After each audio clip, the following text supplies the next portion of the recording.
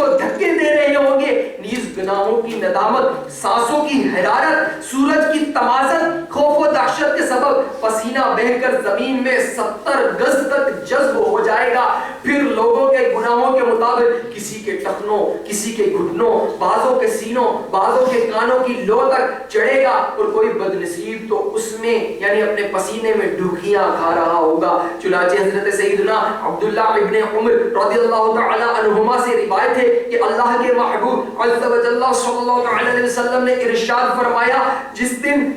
لوگ تمام جہانوں کے پالنے والے کے حضور کھڑے ہوں گے تو بعض لوگوں کا پسینہ اس قدر ہوگا کہ نصف کانوں تک پہنچ جائے گا۔ حضرت سیدنا عبداللہ ابن عمر رضی اللہ تعالی عنہما فرماتے ہیں کہ سرکار مدینہ صلی اللہ تعالی علیہ وسلم نے پارہ 30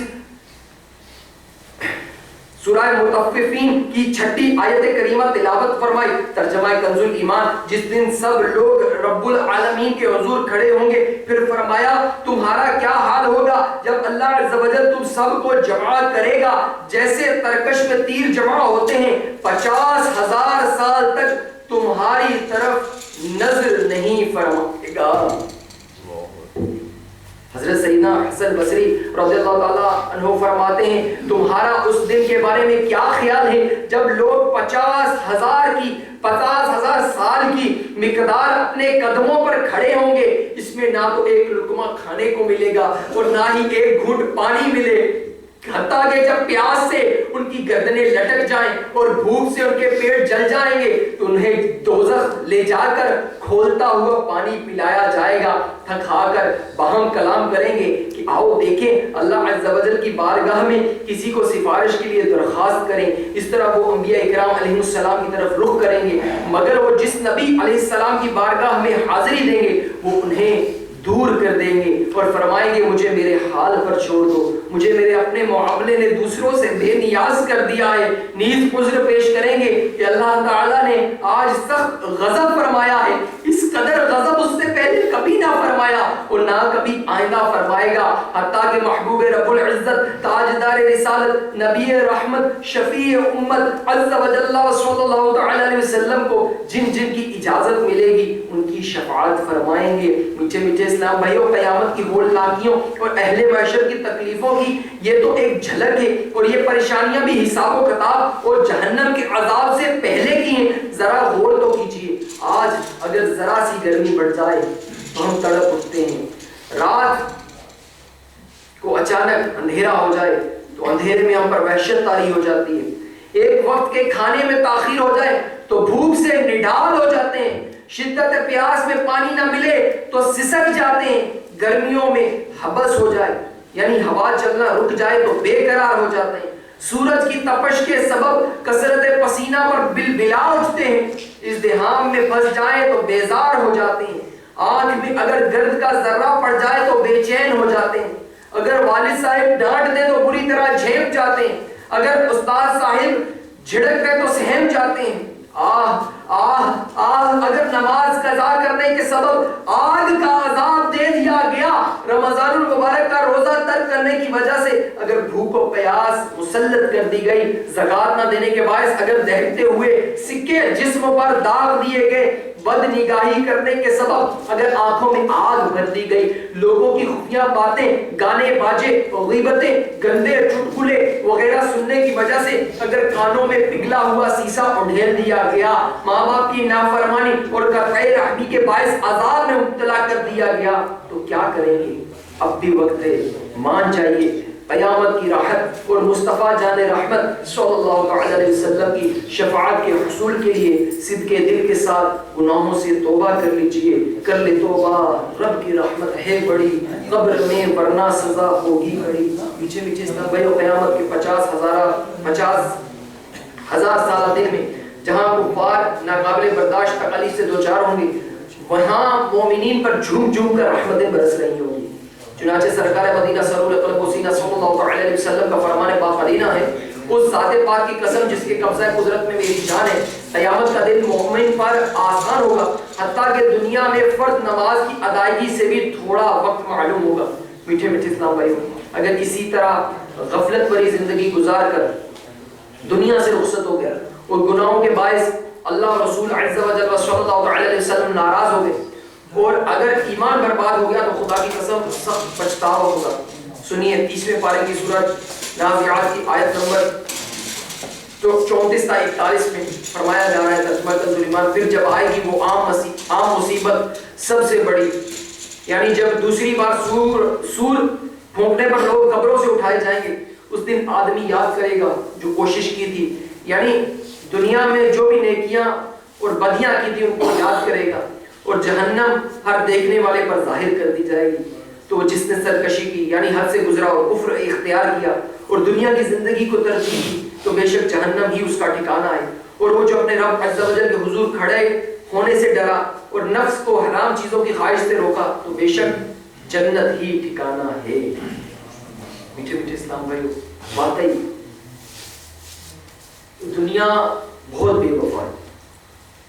کہ جو اس دنیا میں پیدا ہوا اس کو مرنا ہے اور اپنی کرنی کا پھل بھگتنا ہے۔ دنیا میں ہم آ گئے، زندگی کو ہم جیسے تیسے گزار رہے ہیں، ہر اسلام میں جانتا ہے کہ اس کی زندگی کیسے گزر رہی ہے۔ یہ تو رب تعالیٰ کی عبادت ہے، سرکار علیہ السلام کی سنتوں پر عمل ہے، مدنی قافلوں میں صبر ہے، مدنی انعامات پر عمل ہے، نیکی کی دعوت کی دھومیں مچا رہے ہیں تو مدینہ ورنہ غور فرما لیں کہ اللہ تعالیٰ عز و جل نے مسلمان پر 5 نمازیں فرض کی، لیکن آج ہم دنیا کے کاموں میں اس قدر مصروف ہو گئے اپنی نوکری کے سلسلے میں، اپنے کاروبار کے سلسلے میں، کہ ہم سے نمازیں نہیں پڑھی جاتی۔ سرکار علیہ السلام کے جن کا ہم کلمہ پڑھتے ہیں، کہ جن کے صدقے میں ہمیں ایمان نصیب ہوا، جن کے صدقے میں ساری کائنات بنی، کہ رب عز و جل نے اگر پیارے محبوب صلی اللہ علیہ وسلم کو نہ بنانا ہوتا تو اللہ تعالیٰ اپنا رب ہونا ہی ظاہر نہ کرتا۔ جن کے صدقے سب کچھ ملا، وہ جو نہ تھے تو کچھ نہ تھا، وہ جو نہ ہو تو کچھ نہ ہو، چاند ہے وہ جہان کی، چاند ہے تو جہان ہے۔ تو پیارے میٹھے اسلام میں ہم غور فرمانے کہ ان آقا علیہ السلام نے ہمارے لیے نوکیلے پتھروں پر سجدے کی، پوری رات قیام کیا، ایسا لمبا قیام کیا کہ مبارک پنڈلیوں میں ورم آ جاتا تھا، اور آج ہم ان سرکار علیہ السلام کی سنتوں پر عمل کرتے ہوئے شرماتے ہیں۔ مدنی لباس ہم سے لوگوں کے اندر نہیں پہنا جاتا کہ لوگ کیا کہیں گے کہ اس نے کیسا لباس پہن لیا، داڑھی ہم سے نہیں رکھی جاتی کہ لوگ کیا کہیں گے کہ اس نے داڑھی رکھ لی ہے، ابھی سے اسی عمر میں جو ہے وہ ملا بن گیا، امامہ ہم نہیں سجا سکتے۔ گو ہم جب اجتماع میں آتے ہیں امامہ بھی پہن لیتے ہیں، مدنی لباس بھی پہن لیتے ہیں، لیکن ہم جب باہر کی دنیا میں جاتے ہیں تو پھر ہمیں یہ شرمندگی، یہ پریشانی، پشیمانی کیوں ہوتی ہے؟ ہم دعویٰ کرتے ہیں کہ ہم سرکار سے محبت کرتے ہیں، لیکن یہ دعویٰ باہر جب ہم لوگوں میں جاتے ہیں اس وقت اس دعوے کا کیا ہو جاتا ہے؟ غور فرما لیں۔ اگر کسی کا عمل ہے لوگوں میں بھی سنتوں پر عمل کرتا ہے، اکیلے میں بھی سنتوں پر عمل کرتا ہے تو مدینہ۔ آج کی رات جہاں اللہ عز و جل بہت سے لوگوں کی بے حساب مغفرت فرما دیتا ہے جن پر جہنم واجب ہو چکا ہوتا ہے، وہیں آج کی رات بہت نازک ہے، یہاں اتنے نازک فیصلے ہو جاتے ہیں۔ اب ہمیں نہیں معلوم، ہم ادھر بیٹھے ہیں، آئندہ سال میں ہو سکتا ہے ہمارے لیے اگلی شب برات دیکھنا یہ ہمارے نصیب میں نہ ہو۔ رمضان کی آمد ہے، ہمیں نہیں معلوم کہ رمضان ہمیں دیکھنا نصیب ہوتا ہے، رمضان کی بہاریں ہم لوٹ سکتے ہیں، ہم میں سے کوئی نہیں جانتا۔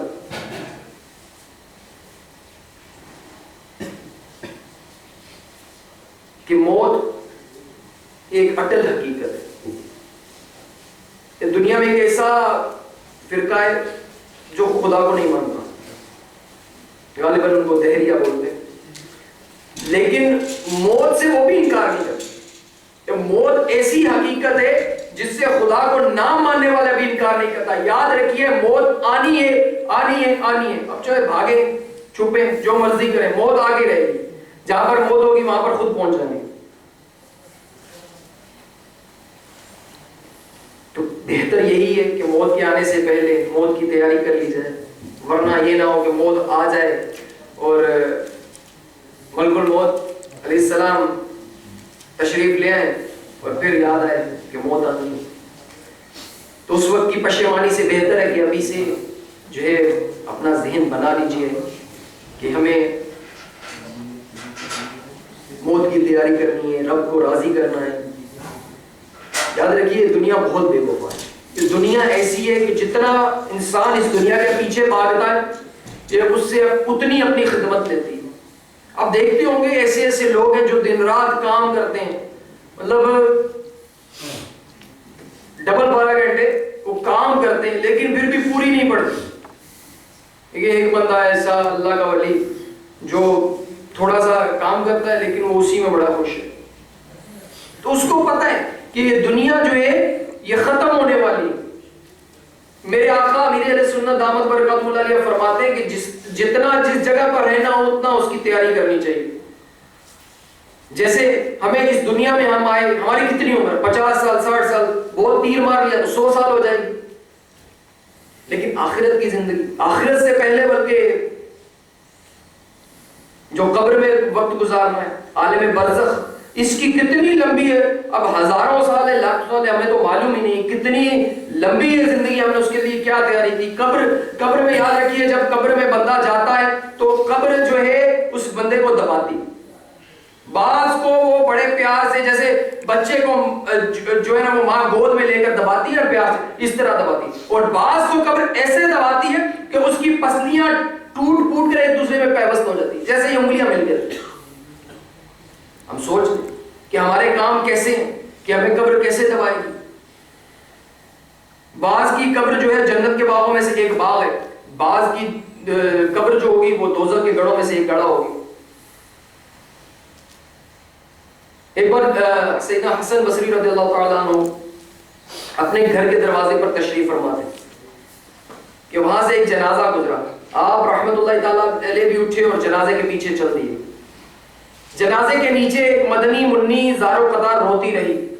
دوڑی چلی جا رہی تھی. وہ کہہ رہی تھی اے بابا جان، آج مجھ پر وہ وقت آیا ہے کہ پہلے کبھی نہ آیا. حضرت سیدنا حسن بصری رحمت اللہ تعالیٰ علیہ نے جب یہ درد بری آواز سنی تو آنکھیں اشک بار، دل بے قرار ہو گیا. دستے شفقت اس غمگین و یتیم بچی کے سر پر پھیرا اور فرمایا بیٹی تم پر نہیں بلکہ تمہارے مرحوم بابا جان پر وہ وقت آیا ہے کہ آج سے پہلے کبھی نہ آیا تھا. دوسرے دن آپ رحمت اللہ تعالیٰ علیہ نے اسی مدنی منی کو دیکھا کہ آنسو بہاتی قبرستان کی طرف جا رہی ہے. حضرت سیدنا حسن بصری علیہ رحمت اللہ القبیبی حصول عبرت کے لیے اس کے پیچھے پیچھے چل دیے. قبرستان پہنچ کر مدنی منی اپنے والد مرحوم کی قبر سے لپٹ گئی. حضرت سیدنا حسن بصری علیہ رحمت اللہ القبی ایک جھاڑی کے پیچھے چھپ گئے. مدنی منی اپنا رخسار مٹی پر رکھ کر رو رو کر کہنے لگی اے بابا جان، آپ نے اندھیرے میں چراغ اور غمخوار کے بغیر قبر کی پہلی رات کیسے گزاری. اے بابا جان، کل رات تو میں نے گھر میں آپ کے لیے چراغ جلایا تھا، آج رات قبر میں چراغ کس نے روشن کیا ہوگا. اے بابا جان، کل رات گھر کے اندر میں نے آپ کے لیے بچھونا بچھایا تھا، آج رات قبر میں بچھونا کس نے بچھایا ہوگا. اے بابا جان، کل رات گھر کے اندر میں نے آپ کے ہاتھ پاؤں دبائے تھے، آج رات قبر میں ہاتھ پاؤں کس نے دبائے ہوں گے. اے بابا جان، کل رات گھر کے اندر میں نے آپ کو پانی پلایا تھا، آج رات قبر میں جب پیاس لگی ہوگی اور آپ نے پانی مانگا ہوگا تو کون پانی لایا ہوگا. اے بابا جان، کل رات تو آپ کے جسم پر چادر میں نے اڑائی تھی، آج رات کس نے اڑائی ہوگی. اے بابا جان، کل رات تو گھر کے اندر آپ کے چہرے سے پسینہ میں پوچھتی رہی ہوں، آج رات قبر میں کس نے پسینہ صاف کیا ہوگا. اے بابا جان، کل رات تک تو آپ جب بھی مجھے پکارتے تھے میں آ جاتی تھی، آج رات قبر میں آپ نے کسے پکارا ہوگا اور پکار سن کر کون آیا ہوگا. اے بابا جان، کل رات جب آپ کو بھوک لگی ہوگی تو کل رات جب آپ کو بھوک لگی تھی تو میں نے کھانا پیش کیا تھا، آج رات جب قبر میں بھوک لگی ہوگی تو کھانا کس نے دیا ہوگا. اے بابا جان، کل رات تک تو میں آپ کے لیے طرح طرح کے کھانے پکاتی رہی ہوں، آج قبر کی پہلی رات کس نے پکایا ہوگا. حضرت سیدنا حسن بصری علیہ رحمہ غم کی ماری اور دکھیائی مدنی منی کی یہ درد بری باتیں سن کر رو پڑے اور قریب آ کر فرمایا اے بیٹی، اس طرح نہیں بلکہ یوں کہو. اے بابا جان،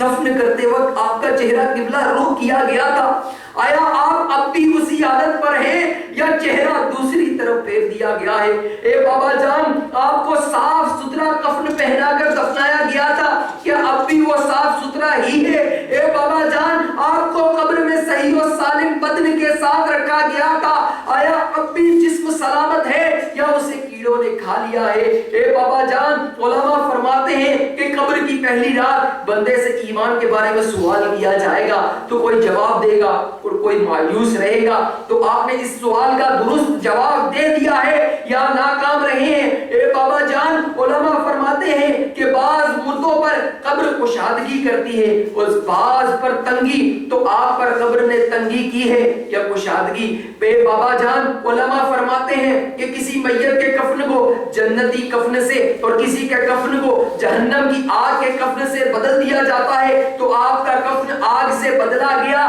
یا جنتی کفن سے؟ اے بابا جان، علماء فرماتے ہیں کہ قبر کسی کو اس طرح دباتی ہے جس طرح ماں اپنے بچھڑے ہوئے لال کو فتح شفقت سے اپنے سینے کے ساتھ چمٹا لیتی ہے اور کسی کو غضبناک ہو کر اس قدر زور سے بھیجتی ہے کہ اس کی پسلیاں ٹوٹ پھوٹ کر ایک دوسرے میں پیوست ہو جاتی ہیں، تو قبر نے آپ کو ماں کی طرح نرمی سے دبایا یا پسلیاں توڑ پھوڑ ڈالی ہیں؟ اے بابا جان، علماء فرماتے ہیں کہ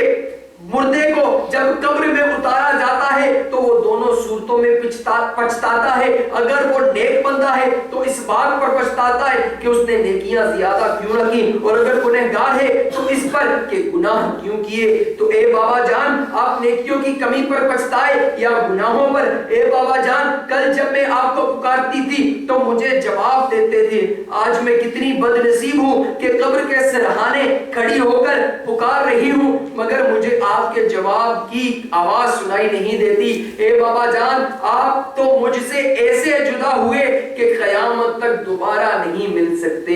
اے خدائے رحمان عز و جل، قیامت کے میدان میں مجھے اپنے بابا جان کی ملاقات سے محروم نہ کرنا۔ حضرت سیدنا حسن بصری علیہ رحمہ کی یہ باتیں سن کر وہ مدنی منی عرض گزار ہوئی، اے میرے سردار، آپ کی نصیحت آموز کلمات نے مجھے خواب غفلت سے بیدار کر دیا ہے۔ اس کے بعد وہ روتی ہوئی حضرت سیدنا حسن بصری علیہ رحمۃ اللہ الکبی کے ساتھ واپس لوٹ گئی۔ بے وفا دنیا پہ مت کر اعتبار، تو اچانک موت کا ہوگا شکار، موت آ کر ہی رہے گی یاد رکھ، جان جا کر ہی رہے گی یاد رکھ، گر جہاں میں 100 برس تو جی بھی لے، قبر میں تنہا قیامت تک رہے، جب فرشتہ موت کا چھا جائے گا پھر بچا کوئی نہ تجھ کو پائے گا، موت آئی پہلواں بھی چل دیے، خوبصورت نوجوان بھی چل دیے، دبدبا دنیا ہی میں رہ جائے گا، زور تیرا خاک میں مل جائے گا، تیری طاقت تیرا فن عہدہ تیرا کچھ نہ کام آئے گا سرمایہ تیرا، قبر روزانہ یہ کرتی ہے پکار، مجھ میں ہے کیڑے مکوڑے بے شمار، یاد رکھ میں ہوں اندھیری کوٹڑی، تجھ کو ہوگی مجھ پہ سن وحشت پڑی، میرے اندر تو اکیلا آئے گا، ہاں مگر آوال لیتا آئے گا، نرم بستر گھر پہ ہی رہ جائیں گے، تجھ کو فرش خاک پر دفنائیں گے، گھپ اندھیری قبر میں جب جائے گا، بے عمل بے انتہا گھبرائے گا، کام مالو زر وہاں نہ آئے گا، غافل انسان یاد رکھ پچھتائے گا، جب تیرے ساتھی تجھے چھوڑائیں گے، قبر میں کیڑے تجھے کھا جائیں گے، قبر میں تیرا کفن پھٹ جائے گا، یاد رکھ نازک بدن پھٹ جائے گا، تیرا ایک بال تک جھڑ جائے گا، خوبصورت جسم سب سڑ جائے گا، آہ ابھل کر آنکھ بھی بہ جائے گی، کھال ادڑ کر قبر میں رہ جائے گی، سانپ بچھو قبر میں گر آ گئے کیا کرے گا، بے عمل گر چھا گئے گورے نیکاں باغ ہوگی خلد کا، مجرموں کی قبر دوزخ کا گڑا، کھل کھلا کر ہنس رہا ہے بے خبر، قبر میں روئے گا چیخے مار کر لے توبہ کر لے توبہ کر لے توبہ، رب کی رحمت ہے بڑی، قبر میں ورنہ سزا ہوگی کڑی، وقت آخر یا خدا عطار کو، وقت آخر یا خدا عطار کو، وقت آخر یا خدا عطار کو، خیر سے سرکار کا دیدار ہو گیا تجھ سے خدا ناراض کر، قبر سن لے آگ سے جائے گی بھر، بے نمازی تیری شامت آئے گی، قبر کی دیوار بس مل جائے گی، کو توڑ دے گی قبر تیری پسلیاں، دونوں ہاتھوں کی ملے جو انگلیاں، عمر میں جھوٹی ہے گر کوئی نماز، جلد ادا کر لے تو غفلت سے آباد، اے جواری تو جوئے سے باز آ، ورنہ پھنس جائے گا جس دن تو مرا، اے ملاوٹ کرنے والے مان جا، خوف کر بھائی عذاب نار کا، چھوڑ دو اے تاجروں کم تولنا، جھوٹ چھوڑو بیچنے میں بولنا، بھائیوں کا دل دکھانا چھوڑ دو اور تمسخر بھی اڑانا چھوڑ دو، سود و رشوت میں نحوست ہے بڑی، نیز دوزخ میں سزا ہوگی کڑی، دل دکھانا چھوڑ دے ماں باپ کا ورنہ ہے اس میں خسارہ آپ کا، بدگمانی جھوٹ غیبت چغلیاں، چھوڑ دے تو رب کی نافرمانیاں، مت نکالو گندی گندی گالیاں، یہ گناہ کا کام ہے سن دو میاں، تو نشے سے باز آ مت پی شراب، دو جہاں ہو جائیں گے ورنہ خراب، فلم بی کا آنکھ میں محشر میں آگ آہ بھر جائے گی، تو فلموں سے بھاگ، بینڈ باجوں سے تو کوسوں دور بھاگ، ورنہ دوزخ کی تجھے کھائے گی آگ، مت بجاؤ بھائیو تم تالیاں، اس طرح کی چھوڑ دو نادانیاں، ورنہ سن لو قبر میں جب جاؤ گے سانپ بچھو دیکھ کر چلاؤ گے، بھائی حق مت مارنا گھر بار کا ورنہ ہوگا مستحق تو نار کا، یا الہی نیک کر بدکار کو، یا الہی نیک کر سگے عطار کو، بخش دے بہرے نبی بدکار کو۔ پیچھے اسلام بھائیو قبروں قیامت کے کچھ آپ نے مناظر سنے، یہ ایسی قبر کے عذابات ایسے ہیں کہ یہ بیان کرنے میں نہیں آ سکتے، اتنے بڑے عذابات کہ نہ وہ بیان کرنے میں آ سکتے ہیں نہ وہ ہماری سمجھ میں آ سکتے ہیں، لیکن جو کچھ بیان ہوا اسی سے عبرت حاصل کرتے ہوئے اپنی زندگیوں کو بدلیے، اپنے جینے کا انداز بدلیے، یاد رکھیے اگر ہم نہیں بدلیں گے تو موت تو پھر بھی آئے گی، موت آ کر ہی رہے گی، اس بات کو اپنے ذہن میں راسخ کر لیجئے کہ آخر موت ہے، ہزاروں برس بھی جی لیں آخر مرنا ہی مرنا، تو اس لیے سمجھ جائیے اپنے زندگیوں کو پیارے محبوب صلی اللہ علیہ وسلم کی سنت کے مطابق گزاریے، سرکار علیہ السلام کی پیاری پیاری سنت داڑھی شریف ایک مٹھی اپنے چہروں پر سجا لیجئے کہ میرے آقا امیر علیہ سنت فرماتے ہیں کہ سرکار کا عاشق بھی کیا داڑھی منڈاتا ہے، دعویٰ ہے ہمارا غلامی رسول میں موت بھی قبول، نماز پڑھنی ہمیں قبول نہیں، داڑھی رکھنی ہمیں قبول نہیں، سنتوں پر لباس اپنانا ہمیں قبول نہیں، فلمیں ڈرامے ہم نہیں چھوڑیں گے، گانے باجے سننا ہم نہیں چھوڑیں گے، گناہ ہم نہیں چھوڑیں گے، غیبتیں ہم کرتے ہیں، چغلیاں ہم کرتے ہیں، جھوٹ بولتے ہیں، غلامی رسول میں موت قبول ہے، گناہ چھوڑنا قبول ہے، یہ کیسی منطق ہے عجیب و غریب سمجھ میں نہیں آتی، تو غلام تو ہوتا ہی وہ ہے جو اپنے آقا کی بات مانتا ہے، ورنہ وہ بے باک غلام ہو جاتا ہے، وہ غلام نہیں رہتا، وہ غلامی کا دعویٰ اس کا رہ جاتا ہے، غلامی کا دعویٰ وہ جھوٹا ہوتا ہے، غلامی کے دعوے کو سچے کیجئے، اور سرکار علیہ السلام نے فرمایا کہ مجھے خوب پست کرو اور داڑھیوں کو معافی دو اور یہودیوں جیسی شکل نہ بناؤ، ایک روایت میں آتا ہے غالباً مجوسیوں جیسی شکل نہ بناؤ، تو پیارے اور میٹھے اسلام بھائیو اس لیے سرکار علیہ السلام نے جو ہمیں ارشادات عطا فرمائے، سرکار علیہ السلام نے ہمیں 5 نمازیں پڑھنے کا حکم فرمایا، تو 5 نمازیں پڑھنے کی کوشش کیجئے، سرکار علیہ السلام کی سنتوں پر عمل کیجئے، دعوت اسلامی کے مدنی ماحول سے وابستہ ہو جائیے، ہر ماہ مدنی قافلے میں سفر کریں، انشاءاللہ تعالی عز و جل بہت سا علم دین بھی سیکھیں گے، اللہ عز و جل کا خوف بھی نصیب ہوگا، حقیقی معنوں میں رب تعالیٰ کے خوف سے آنکھوں سے آنسو بہیں گے، یہ دعوت اسلامی کے مدنی ماحول کی برکت ہے، توبہ کا جذبہ بھی نصیب ہوگا، اور پیارے محبوب صلی اللہ علیہ وسلم کی سنتوں پر عمل کا ذہن بھی بنے گا، اللہ تعالیٰ عز و جل ہمیں عمل کی توفیق عطا فرمائے، اور اس رات میں